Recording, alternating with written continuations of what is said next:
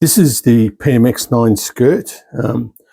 9 because it's the ninth in a series of skirts stemming back from the 1980s. The X1 skirt was the original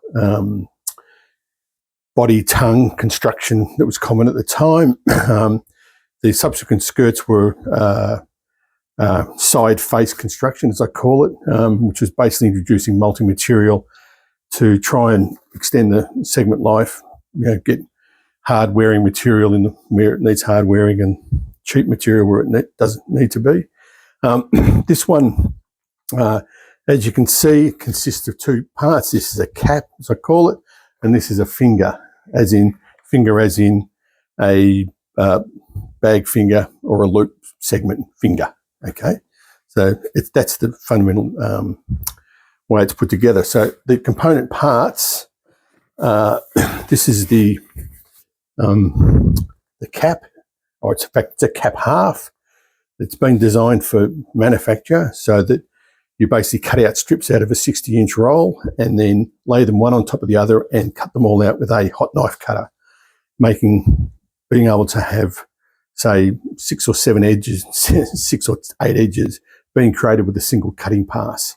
The tendency of the hot knife cutter is it fuses the edges together, so these two pieces are already sort of pinned for an eventual seam that will go down this edge.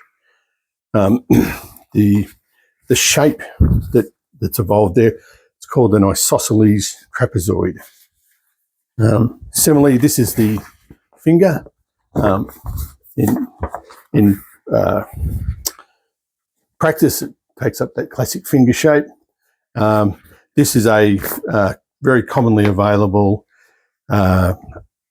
quite durable, slippery, although stiff tarp material that we can readily get in all around Australia. That's why we tend to use this. It obviously not going to be good for cold climates because it's going to be too stiff. There'll be equivalents for this kind of material everywhere. Very, very simple. Again, same method. Cut strips, lay them on top of another, and then cut them out. It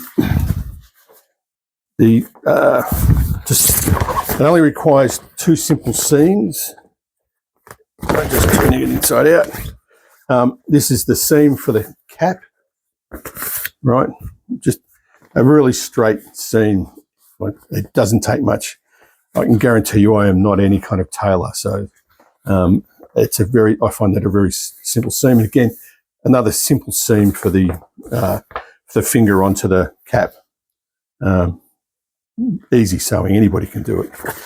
And you don't need a significant sewing machine. Any domestic machine will be able to handle this stuff. It's not really that hard.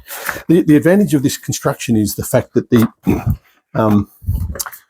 seams are running against the normal to the perpendicular to the pressure. So the load on each of the parts is that way, but the seams are running there. They don't take any load. So therefore, they're basically there just to make sure the air stays inside, which is great.